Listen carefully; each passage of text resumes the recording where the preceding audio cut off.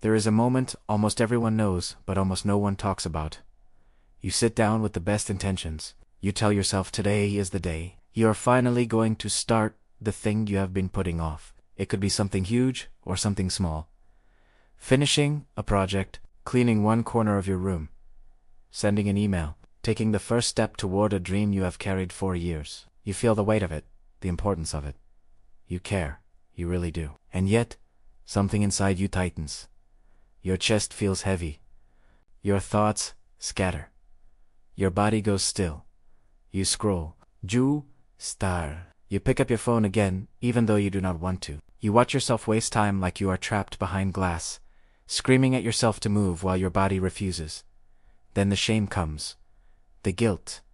The self-blame. The voice that whispers, maybe you are just lazy. Most people have lived this scene, and almost every person thinks it is a personal flaw. Laziness is one of the most painful labels someone can give themselves, because it feels like a judgment of character. It feels like a confession that you are weak, or unmotivated, or incapable. The world rewards productivity and momentum, so when you freeze, you feel alone. But here is the truth. You are not lazy, not even close.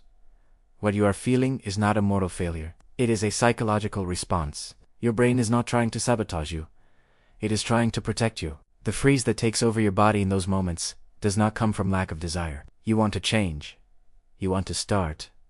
You want to grow. But wanting is not enough to override a nervous system that learned long ago that certain tasks feel dangerous. Not dangerous in the way a car speeding toward you is dangerous, but dangerous in the emotional sense. Dangerous to your sense of worth. Dangerous to your sense of safety. Dangerous to your belief that you are good enough. So your brain avoids. It stalls. It hesitates. And it chooses comfort over growth, because comfort feels safe.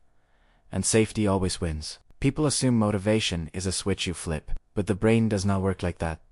The brain does not ask what you want. It asks, what will protect you, especially if you carry emotional wounds from childhood or from past failures. Your brain becomes extra sensitive to anything that looks like a risk. Starting a task is a risk. It might lead to criticism, embarrassment, disappointment, or failure. So your brain treats it like a threat. And when the brain senses a threat, it activates one of three responses: fight, flight, or freeze. Most people talk about fight or flight. They forget about the freeze response. Freeze is when the body becomes still. You cannot move even when you want to. You scroll. You procrastinate. You feel stuck. And because society never taught you what freeze looks like, you call it laziness. There is another layer to this story. Many people who struggle to start things are not lazy at all. They are perfectionists. Perfectionism is one of the heaviest forms of self-protection. If you grew up in an environment where mistakes were punished, where your value was tied to achievements, or where you were compared to others, your brain learned to treat imperfection as danger. You learned that starting something means you might do it wrong. And doing it wrong felt unacceptable. So you wait. You wait for the perfect moment. You wait for the perfect mindset. You wait for the energy. You wait until you feel capable. And since that perfect moment never arrives, you get trapped in a cycle of wanting to start but being afraid of the emotional cost of starting. The fear of failure is not a simple fear. It is a fear that comes from childhood messages that taught you failure is shameful, that your worth is dependent on performance, that love or approval will be withheld if you disappoint someone. When you carry those beliefs into adulthood, even tiny tasks become emotionally loaded. You are not avoiding the task. You are avoiding the feeling you think the task might bring up: fear, shame, disappointment. So, you do what humans do best. You retreat. Then there is the layer of overwhelm. Sometimes the real problem is not fear. It is a feeling that the task is too big. Your mind feels like it would take too much energy to start, or too much time, or too much focus. The brain interprets overwhelm the same way it interprets a threat. It suits down, it go as steel. It protects you by freezing. You are not choosing this reaction. Your nervous system is doing it automatically. Emotion plays a larger role in motivation than logic ever will. You can tell yourself 1,000 times that you need to do something, but if the emotional part of your brain associates that task with discomfort, you will hesitate. People think discipline is mental strength, but discipline is actually emotional safety. When a person feels safe trying, safe failing, safe being imperfect, safe taking small steps, they can build discipline. When a person feels unsafe, discipline becomes impossible. Many adults who struggle to start things grew up in environments where emotional safety was scarce. Maybe every mistake was a big deal. Maybe you were criticized for small things. Maybe your parents expected perfection. Maybe, when you needed help, you were dismissed. Maybe you lived in chaos, where starting anything felt pointless, because it would be interrupted. Or maybe no one showed you how to break tasks into steps. You were left alone to figure things out. And when you failed, you felt stupid or embarrassed. If you grew up with parents who yelled when you did things the wrong way, your body remembers.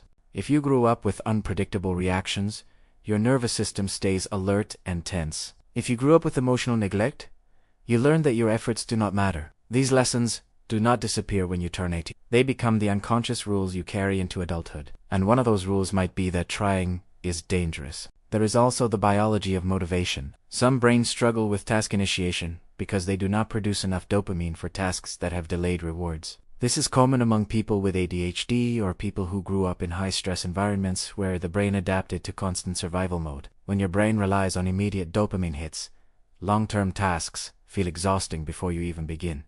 This is not laziness. It is neurochemistry. So when you sit down to do something and nothing happens, you are not failing. You're experiencing a complex mix of psychology, biology, emotion, and memory. Your brain is not stubborn, it is scared. And when you start viewing your paralysis as fear instead of laziness, everything changes. There is a battle inside you. One part of you wants to move forward. It wants growth and progress and accomplishment. It dreams of the life you know is possible. But another part of you wants safety. It wants to protect you from pain. That part remembers every moment you felt embarrassed or judged or overwhelmed. It remembers the times you tried and felt like you failed. It remembers being a child who wanted to be enough, but felt like they were always falling short. The part of you that freezes is not trying to ruin your life. It is trying to shield you from the feelings you once did not have the capacity to handle. When you freeze, it means your protector part took over. It saw the task as a potential threat and shut you down. This is not a character flaw. This is a survival strategy that worked once, but no longer fits your life.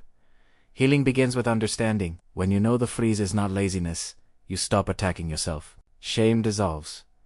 Compassion grows. And with compassion comes the ability to take small steps. Not huge steps. Not transformative leaps. Small steps. Tiny actions. Micro movements that teach the brain that starting is safe. People think healing means suddenly becoming hyperproductive. It does not. Healing means lowering the emotional stakes around starting. It means telling the scared part of you that you are okay now, that mistakes will not destroy you, that small steps count, that progress does not require perfection, that you can stop waiting for the perfect moment because the perfect moment is not real. Healing begins with statements like this. I can start for 2 minutes. I can write 1 sentence. I can clean 1 item. I can open the document. I can show up imperfectly. I can let today be messy. I can begin badly. These tiny steps tell your brain that nothing dangerous happened when you started.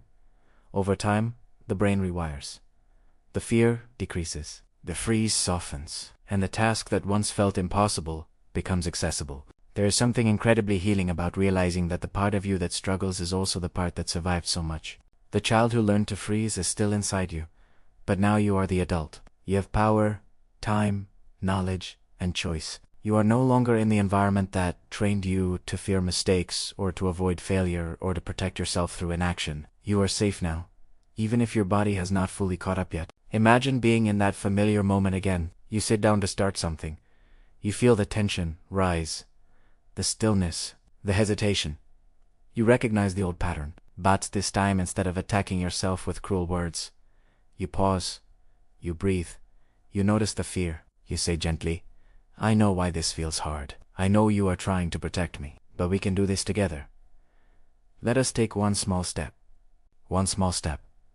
That is how everything begins. Not with a burst of motivation or a sudden transformation. With a single tiny action taken with compassion instead of shame. Your struggle to start does not mean you lack discipline. It does not mean your dreams are unreachable. It does not mean you are doomed to procrastinate forever. It means your brain learned to avoid discomfort long ago and needs time to unlearn it. It means you need emotional safety more than you need motivation. It means you need gentleness more than you need pressure. The truth is this.